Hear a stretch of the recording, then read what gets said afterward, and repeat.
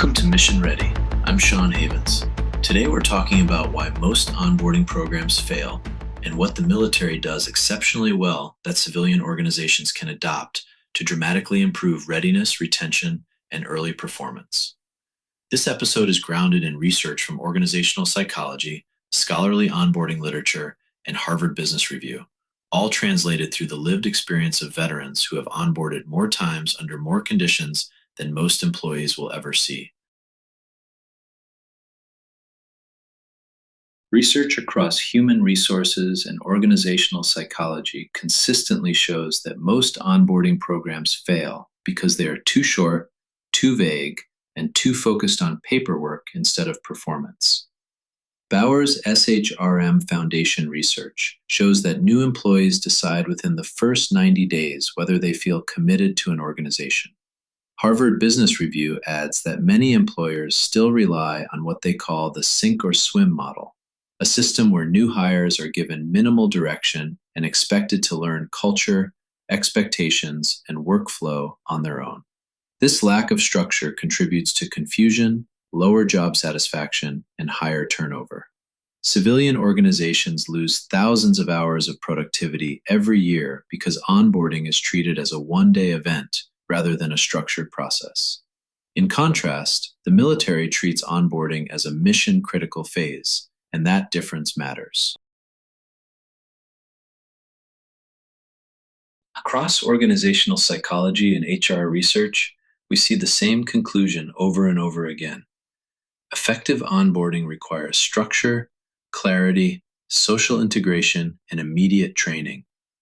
Bauer's SHRM Foundation report, one of the most widely cited studies on onboarding, highlights that these four elements form the backbone of successful early employee adjustment and long-term retention. Harvard Business Review reinforces this, noting that companies with structured onboarding see significantly higher performance, stronger engagement, and lower turnover in the first year. Scholars like Sachs and Grumman also emphasize the importance of social integration, because employees don't just need information, they need connection and cultural understanding. In other words, onboarding works when it is intentional, not accidental. And this is where the military model aligns almost perfectly with the research.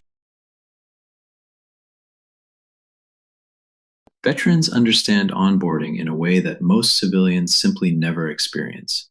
In the civilian workforce, an employee might onboard 2 or 3 times in an entire decade. But a full-service military career, especially one spanning 20 years, often includes 6 to 12 duty stations, multiple deployments, new units, new leadership, and new expectations every few years. That means veterans have undergone repeated, structured onboarding cycles under vastly different conditions, new environments, new missions, new teams, and new organizational cultures.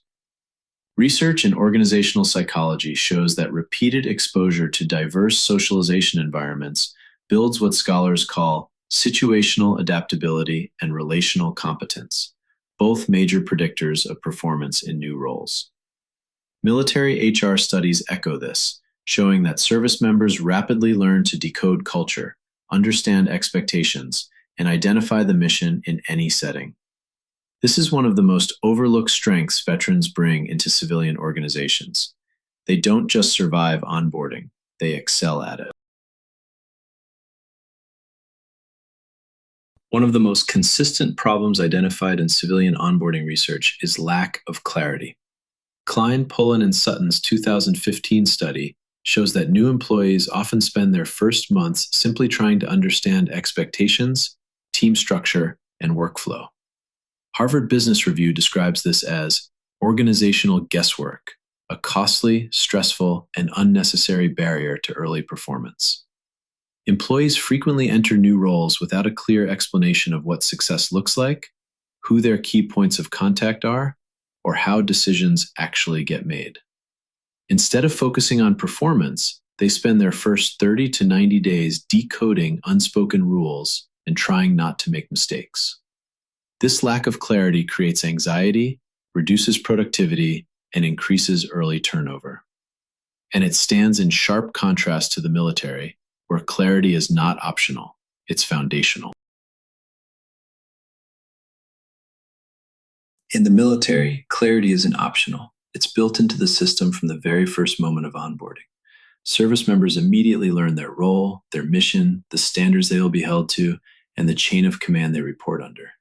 This aligns directly with Bauer's 4 C's of effective onboarding: compliance, clarification, culture, and connection, principles the military has applied for decades. Every new duty station, every deployment, and every new unit begins with an intentional briefing that outlines expectations, workflow, safety, reporting relationships, and mission priorities. There's no guessing, there's no ambiguity. Clarity is systematically delivered because clarity supports readiness. Where civilian organizations often leave new hires trying to figure out how things work, the military makes sure every soldier understands what success looks like from day one. And that is one of the biggest reasons veterans transition into civilian roles with such strong onboarding instincts. One of the most overlooked failures in civilian onboarding is poor socialization, or in many cases, a total lack of it. Decades of research in organizational psychology show that new hires rely heavily on early social interactions to understand culture, workflow, and their place in the organization. Sachs and Grumman's 2018 study identifies social integration as one of the strongest predictors of newcomer engagement and retention. But in many civilian workplaces, new employees are left on their own. No structured introductions, no mentoring, no guided culture orientation. Just a quick tour and the expectation to ask questions, even though research shows newcomers often hesitate to ask for fear of appearing incompetent. Harvard Business Review highlights this as a major contributor to early turnover, noting that employees who feel disconnected in the first month are significantly more likely to leave within the first year. And the iconic scene is always the same: a new employee sitting alone, unsure where they fit in, socially isolated at the moment when connection matters most. One of the greatest strengths of military onboarding is team integration. From the moment a service member arrives at a new duty station or unit, they are placed into a team with a shared mission, established structure, and defined roles. This isn't accidental, it's deliberate.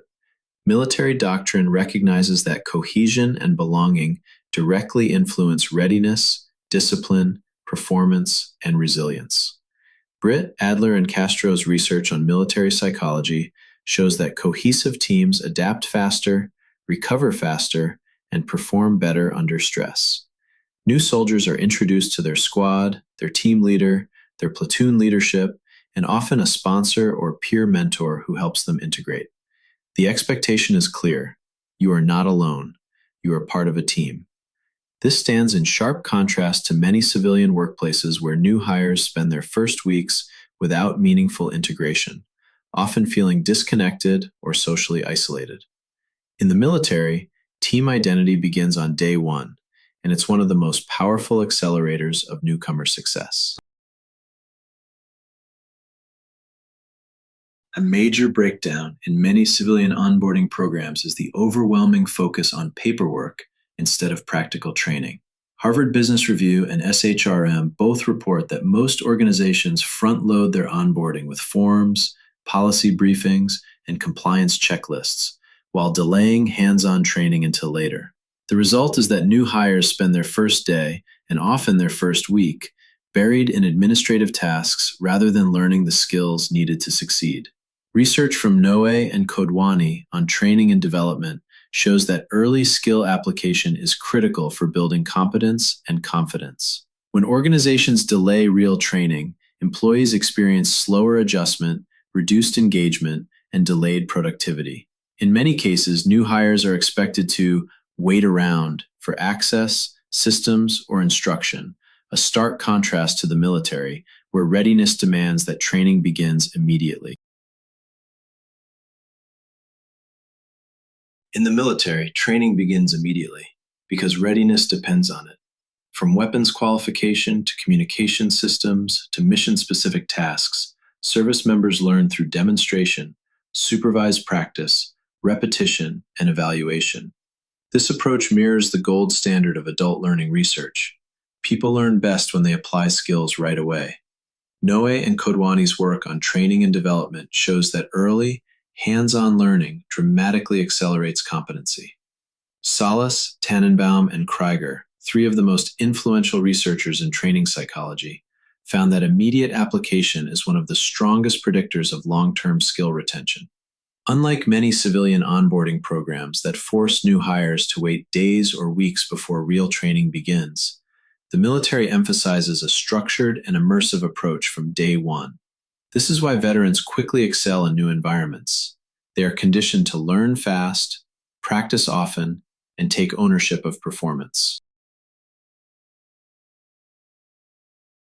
Civilian organizations don't need to become military organizations, but they can absolutely borrow the practices that research consistently shows produce better onboarding outcomes. First, structured 30 to 60 to 90-day plans give new hires a roadmap.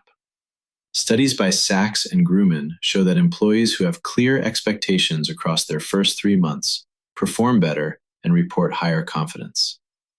Second, assigning a sponsor or mentor, similar to the military's sponsorship program, provides immediate social support. Harvard Business Review notes that mentoring cuts early turnover significantly and accelerates cultural understanding. Third, clear culture norms should be communicated openly rather than left for employees to decode. Research by Bauer and Klein demonstrates that clarity about how things are done here speeds up integration and reduces stress. Fourth, immediate training, hands-on, practical, applied learning, is proven in organizational psychology to increase retention and skill acquisition. And finally, clearly defined performance expectations ensure that new hires know what success looks like from the beginning. These are not military ideas. They are evidence-based onboarding practices. The military simply implements them with exceptional consistency. Veterans have an enormous advantage when it comes to onboarding, and it's a direct result of their service experience. First, veterans bring adaptability. A full-service career often includes 6 to 12 duty stations, countless leadership transitions, and new missions every few years. Research by Morrison and Wanus shows that repeated exposure to new environments builds rapid adjustment skills that transfer directly into civilian onboarding. Second, veterans excel at cultural decoding. Military HR studies show that service members learn to read organizational norms, expectations, and workflow structures quickly because their success depends on it. Third, veterans are clarity seekers. They naturally ask the right questions early. What's the mission? What are the standards? Who is responsible for what? This aligns with organizational behavior findings that clarity-driven employees perform better and reduce errors in their first 90 days. Fourth, veterans bring a mission-first mindset. They instinctively align their personal tasks with the organization's goals, a behavior strongly linked to performance in civilian workplaces. And finally, veterans value team orientation. They are conditioned to integrate into new teams rapidly and support cohesion, a predictor of early performance, morale, and retention. This combination of adaptability, clarity, mission focus, and team mindset makes veterans some of the strongest new hires in any industry. A full-length military career, especially one spanning 20 years, often includes 6 to 12 duty stations, multiple deployments, dozens of leadership transitions, and exposure to diverse team dynamics.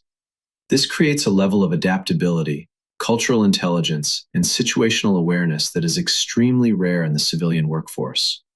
Organizational research shows that employees who experience multiple entry cycles develop stronger information-seeking strategies, adjust faster to new environments, and become more skilled at decoding organizational norms. Morrison's landmark research on newcomer information seeking confirms that repeated transitions increase socialization competence. In the military, every PCS move forces service members to integrate quickly into a new unit with new standards, new leadership styles, and new expectations. Britt, Adler, and Castro describe this repeated adaptation as a major contributor to resilience, cohesion, and mission effectiveness. Multi-station veterans also accumulate a broad understanding of leadership variety, having served under transformational leaders, micromanagers, crisis responders, mission-driven commanders, and resource-limited leaders. This exposure builds emotional intelligence, interpersonal flexibility, and what organizational behavior scholars call situational intelligence. Civilian organizations rarely offer this depth of experience, but when they hire multi-station veterans, they gain it instantly. When organizations hire veterans, especially those with long service and multiple duty stations, they gain measurable business advantages backed by decades of research. First, higher retention. SHRM and HBR note that veterans stay longer than non-veteran hires because they are accustomed to commitment, stability, and mission alignment. Second, faster onboarding. Veterans enter new environments with proven adaptability and clarity-seeking behaviors.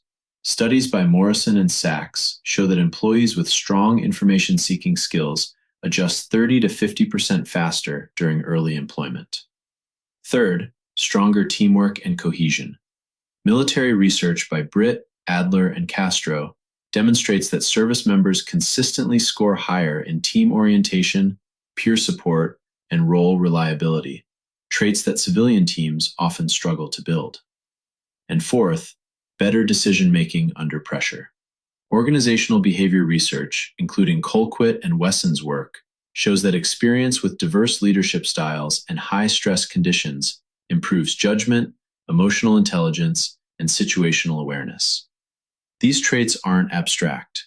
They directly influence performance, productivity, leadership strength, and organizational culture. This is why veterans are not just good hires, they're strategic assets. Veterans don't enter the civilian workforce at a disadvantage.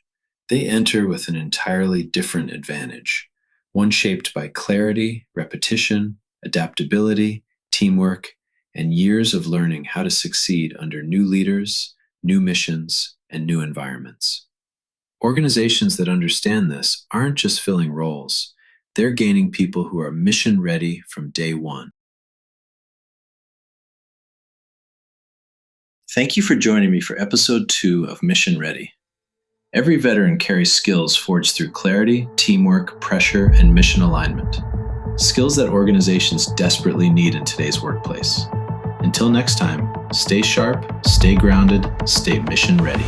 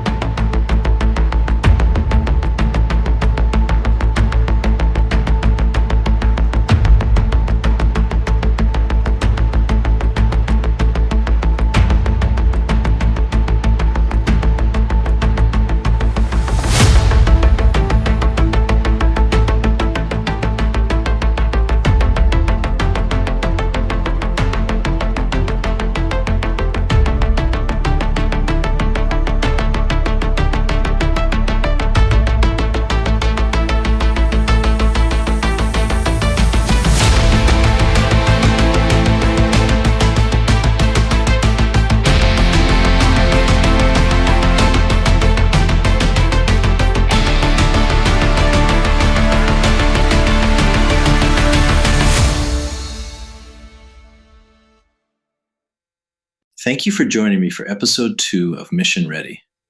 Every veteran carries skills forged through clarity, teamwork, pressure, and mission alignment. Skills that organizations desperately need in today's workplace. Until next time, stay sharp, stay grounded, stay mission ready.